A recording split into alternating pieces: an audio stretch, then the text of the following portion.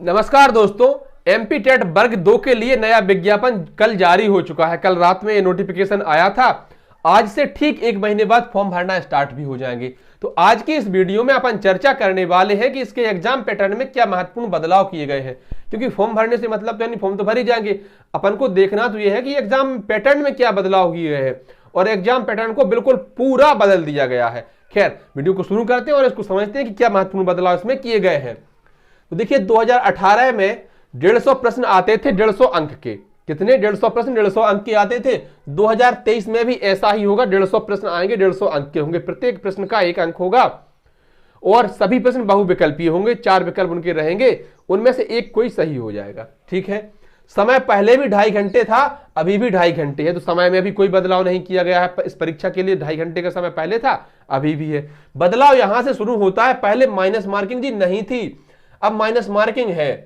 अब minus marking है और माइनस मार्किंग के लिए क्या मापदंड निर्धारित कर रखे हैं कि 1/4 माइनस मार्किंग रहेगी। कितनी रहेगी? 1/4, 1/4। इसका मतलब क्या हुआ जी? 1/4 कह लीजिए, 1/4 कह लीजिए, 0.5 कह लीजिए। इसका मतलब क्या हुआ? उदाहरण के लिए समझते हैं कि अगर आपने 110 प्रश्न 150 प्रश्न अटेम्प्ट किए हैं, 110 आपके सही निकले हैं और 40 प्रश्न आपके गलत निकले हैं, तो 2018 के टेट के हिसाब से जो आपके नंबर आते वो 110 आते। इस बार नियम बदलकर उन्होंने क्या कर दिया कि अब जो गलत प्रश्न आपके किए हैं, आपने किए हैं, इसका 1/4 कटेगा तो 40 के 10 हुए। तो 110 में से आपके 10 नंबर और कम हो जाएंगे, तो आपके जो रो मार्क्स होंगे वो 100 अंक होंगे। सिर्फ 100 नंबर आपके आएंगे। अगर आप गलत प्रश्न करेंगे तो उसका आपको खामियाजा भुगतना पड़ेगा। तमाम परीक्षाओं में माइनस मार्किंग होती है। माइनस मार्किंग कोई नई पद्धति नहीं है, रेलवे में होती है, एसएससी में होती है, लेकिन जो वहां पर प्रश्न आते हैं उनका जो प्रकार होता है वो दिखता है कि इसका आंसर या तो ये होगा या फिर नहीं होगा, साफ दिखता है। लेकिन जो शिक्षक परीक्षा होती है, चाहे किसी भी प्रकार की टेट परीक्षा हो, इसमें हमेशा द्वंद्व में रहते हैं। इसके जो विकल्प होते हैं वो हमें यही लगता है कि यार इसका ये भी सही लग रहा है, ये भी सही लग रहा है, कौन सा लगा दें। तो अभी तो तुक्का लगा देते थे, सही हो जाए तो अच्छी बात है, नहीं हो जाए तो हमारी किस्मत। अब ऐसा अगर आप करेंगे तो नुकसान भुगतना पड़ सकता है। और कई बार किस्मत अच्छी हो तो सहारा मिल जाता है, किस्मत खराब हो तो कहते नहीं है कि ऊंट पर बैठे बोने आदमी को भी कुत्ता काट लेता है। तो अगर सही हो जाते हैं तो बहुत अच्छी बात है, नहीं होते हैं तो दिक्कतें पड़ सकती हैं, क्योंकि टेट के प्रश्न हमेशा द्वंद्व पैदा करते हैं। अपन आगे बढ़ते हैं और देखते हैं कि अब पाठ्यक्रम में, एग्जाम सिलेबस में क्या बदलाव किए गए हैं। तो जो पहले परीक्षा होती थी उसमें भाषा आती थी, भाषा फर्स्ट और भाषा सेकंड, दोनों ही 30-30 नंबर की होती थी। भाषा में क्या होता था, हमने मान लीजिए पहली भाषा हिंदी ले ली, दूसरी संस्कृत ले ली, या पहली भाषा इंग्लिश ले ली, दूसरी संस्कृत ले ली। हिंदी इंग्लिश हम ले सकते थे, हिंदी उर्दू ले सकते थे और इंग्लिश उर्दू ले सकते थे। मतलब कि आपको कोई भी 2 भाषाएं लेनी थी, दोनों 30-30 नंबर की आती थी। पहले ये था। दूसरा ये था कि बाल विकास आएगा 30 नंबर का। क्या आएगा? बाल विकास। तो हो गया 90 नंबर। बचे हुए जो 60 नंबर थे वो आते थे हमारे विषय से। विषय मान लीजिए आपने बीए में आपका विषय हिस्ट्री पॉलिटी रहा हो या इनमें से कुछ है, तो आप सामाजिक विज्ञान से फॉर्म भर सकते थे। तो सामाजिक विज्ञान के जो प्रश्न होंगे वो 60 प्रश्न आएंगे। अगर आप विज्ञान से फॉर्म भर रहे हैं, आपने बीएससी कर रखी है, तो आप विज्ञान से फॉर्म भर रहे हैं तो आपके 60 नंबर की विज्ञान आएगी। आप मैथ से फॉर्म भर रहे हैं, आप जो भी विषय से आप फॉर्म भरना चाहते हैं तो उसके 60 नंबर, चाहे आप इंग्लिश से भरे चाहे किसी से भी भरे, तो वो 60 नंबर उसके आते थे। तो लेकिन इस बार जो हुआ है वो इसको पूरा की पूरा बदल दिया गया। अपन समझते हैं इस बार क्या बदलाव किए गए हैं।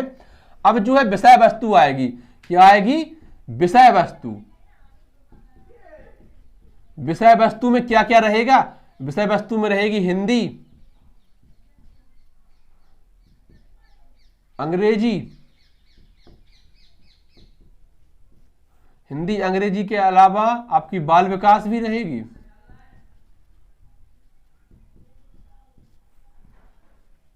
मैथ, रीजनिंग, जीके और करंट अफेयर्स। तो इन सब से मिलाकर 30 प्रश्न आएंगे मात्र। कितने प्रश्न आएंगे? 30 प्रश्न आएंगे। इतनी चीजें पढ़नी पड़ेंगी आपको। किसके लिए? 30 नंबर लाने के लिए। तो मैथ भी पढ़ना है आपको, रीजनिंग भी पढ़नी है आपको, करंट भी पढ़नी, जीके भी पढ़नी, बाल विकास भी पढ़ना, हिंदी अंग्रेजी तो पढ़नी है। तब आपके 30 नंबर तैयार होंगे। और बचे हुए 120 प्रश्न जो आएंगे वो आपके आएंगे क्या नाम, विषय से। विषय आपका क्या रहेगा? वही जो यहां पर होता था, जैसे आपने बीए में आपका हिंदी है, तो आप हिंदी साहित्य से फॉर्म भर सकते हैं, इंग्लिश है तो इंग्लिश से भर सकते हैं, आप आपने बीएससी कर रखी है तो साइंस साइड से फॉर्म भर सकते हैं। तो वो जो प्रश्न आएंगे आपके विषय से वो 120 प्रश्न आएंगे। कितने आएंगे? 120 प्रश्न आएंगे। अब देखिए कुछ लोगों के बीए में 2 विषय होते हैं, मतलब बीए में होते तो 3 विषय है, जैसे मेरे 2 थे, क्या हिंदी, हिस्ट्री और पॉलिटी।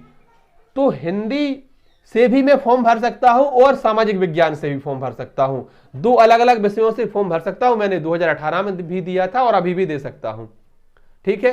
तो यदि आपके साथ भी ऐसा है तो आप भी 2 अलग अलग विषयों से फॉर्म भर सकते हैं। अगर लेकिन अब हाँ, पहले क्या था कि सिर्फ आपको 60 नंबर के लिए पढ़ना था अलग से, 90 नंबर तो आपके वही थे जो दोनों में कॉमन है। अब यहां पर अलग बात है, अब सिर्फ 30 नंबर कॉमन रहेंगे, बाकी के 120 अलग अलग रहेंगे। तो अब 2 सब्जेक्ट कवर करना बहुत मुश्किल हो जाएगा, फिर ऐसा ना हो कि हलवा मिले ना माड़े और 2 ही दिन संगा पाड़े। तो चलिए अब हम इसकी वैधता को समझ लेते हैं कि इसकी वैधता क्या रहेगी, वैलिडिटी क्या होगी।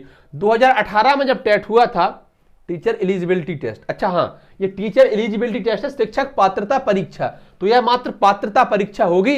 अब इसके बाद चयन परीक्षा अलग से होगी। अभी तक तो भर्ती इन्हीं से हो गई, लेकिन अब ऐसा नहीं है, अब आपको मेंस भी देना पड़ेगा। राजस्थान में भी हो रहा है, यूपी में बहुत पहले से होता है, तो उसी तर्ज पर अब हमारे यहां भी होगा। क्या होगा? वैधता जो थी वो पहले 3 वर्ष की थी, बढ़ाकर उसको 5 वर्ष किया गया। जो नया विज्ञापन आया उसमें कहा गया है कि अब इसकी वैधता जब तक है जान तब तक रहेगी, लाइफ टाइम इसकी वैधता रहेगी। तो 2023 की जो परीक्षा होगी इसकी वैधता भी लाइफ टाइम रहेगी। जिन लोगों ने 2018 में पास कर रखी थी टेट परीक्षा, उनको 2023 में इस परीक्षा देने की कोई जरूरत नहीं है, उनकी वही परीक्षा काम में आ जाएगी, क्योंकि इसके बाद तो आप जानते चयन परीक्षा अलग से होनी है। मेरी सरकार से या भर्ती बोर्ड से दरख्वास्त यह है, निवेदन है हाथ जोड़कर, कि चयन परीक्षा का सिलेबस जो है ना वो अभी से जारी कर दिया जाए, क्योंकि ये जो अभ्यर्थी है जो पहली बार टेट दे रहे हैं या 2018 में फेल हो गए थे, वो तो इसकी तैयारी करेंगे ना इस सिलेबस के हिसाब से।